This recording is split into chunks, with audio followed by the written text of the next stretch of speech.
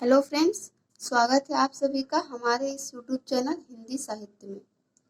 हम लोग एमएसटी 1 के जो व्याख्या वाले प्रश्न थे उसमें तुलसीदास जी के जितने भी उनकी रचनाएं थी उनसे जो प्रश्न पूछे जा सकते थे या जिन अंशों की व्याख्या पूछी जा सकती थी उन सभी की व्याख्या हमने देख ली है। अब हम लोग देखेंगे मीराबाई की पद। इसमें से 2 पद हम लोग देखेंगे जिसके संदर्भ देखेंगे और व्याख्या भी। आइए देखते हैं पहला पद। यह प्रश्न जो है वो 10 नंबर के प्रश्न में पूछा जाता है जिसमें हमें 2 व्याख्याएं करनी होती हैं। पहला पद है, माई सांवरे रंग राची, साज सिंगार बांध पग घुंघरू, लोक लाज तज नाची, गया कुमत लया, साधा संगत श्याम प्रीत जग साची, गाया गाया हरि गुण निष्दिन, काल ब्याल री बाची, श्याम बिना जग खारा लागा, जगरी बाता काची, मीरा श्री गिरधर नटनागर, भगति रसीली जांची। ठीक है, ये पद है। अब हम लोग इसका संदर्भ देखेंगे और उसकी व्याख्या देखेंगे। इसका संदर्भ हम लोग कुछ इस तरीके से लिखेंगे। प्रस्तुत पंक्तियां हमारी पाठ्य पुस्तक एमएसटी 1 हिंदी काव्य में संकलित मीरा के पद नामक शीर्षक से ली गई हैं। इनकी रचनाकार श्री कृष्ण भक्त मीराबाई हैं और यही संदर्भ इस पाठ से पूछे गए सभी व्याख्याओं के लिए रहेगा। जितनी पंक्तियां पैराग्राफ पूछे जाएंगे सबके लिए यही संदर्भ रहेगा। चलिए देखते हैं इसकी व्याख्या। मीरा जी कहती हैं कि मैं तो अब सांवले रंग वाले श्री कृष्ण के प्रेम में डूब गई हूँ। वह अपने मन में उन्हें स्थान दे चुकी हैं और वह उनके रंग में रंग गई हैं, अर्थात वह उनमें ही पूर्ण रूप से खो गई हैं और वे ही उनके सब कुछ हैं। वह अपने को सजा के संवार के और पैरों में घुंघरू बांध के उनकी भक्ति में घर से बाहर निकल चुकी है। उसे अब समाज की तथा लोगों की तनिक भी परवाह नहीं है। अब वह निडर है। उसने सारा संसार ही छोड़ दिया है। जहाँ मेरी बुद्धि मुझे ले जाएगी मैं वहीं जाऊंगी। जब तक मुझ में सांसें हैं तब तक मैं उन्हीं में लीन रहूंगी, उनके साथ रहूंगी। मुझे इस संसार में श्याम जी के लिए पीले वस्त्र धारण करने पड़ते हैं तो मैं वही पहनूंगी और यही मेरा संसार जो है वह श्री कृष्ण तक सीमित है। मैं रात दिन भगवान के गुणों तथा भजन कीर्तन गाकर ही जीवन जीऊंगी। मीराबाई जी कहती हैं, दीपक की लौ की बत्ती की तरह मैं भी उनके गुणगान में जलती रहूंगी। यह संसार मुझे कृष्ण के बिना खारे जल के समान लगता है।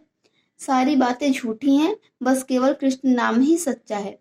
मीरा जी कहती हैं, मैं पर्वत उठाने वाले कृष्ण जो नटनागर हैं उनकी भक्ति में ही जीवन को व्यतीत कर दूंगी।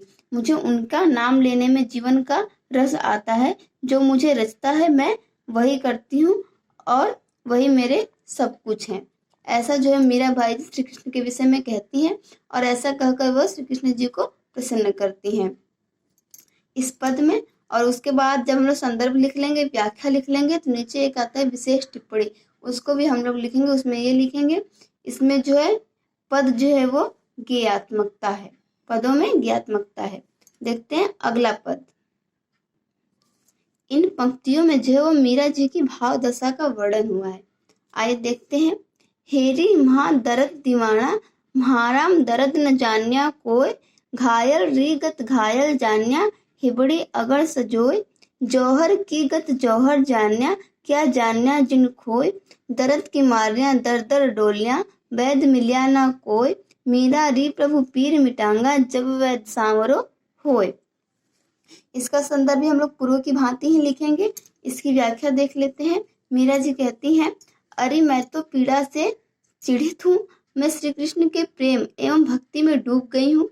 मैंने उनसे प्रेम किया है। जब वो मुझसे नहीं मिलते या मैं उन्हें नहीं देख पाती हूँ तो मैं दुखी हो जाती हूँ और मेरे मन में दर्द होने लगता है और आज तक मेरे मन की इस पीड़ा के दर्द को कोई भी नहीं जान पाया है।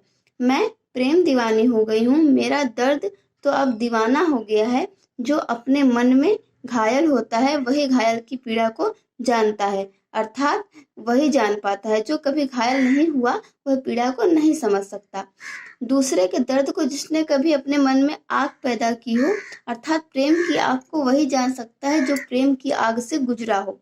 सोने की परख वही कर सकता है जो वास्तव में सुनार है।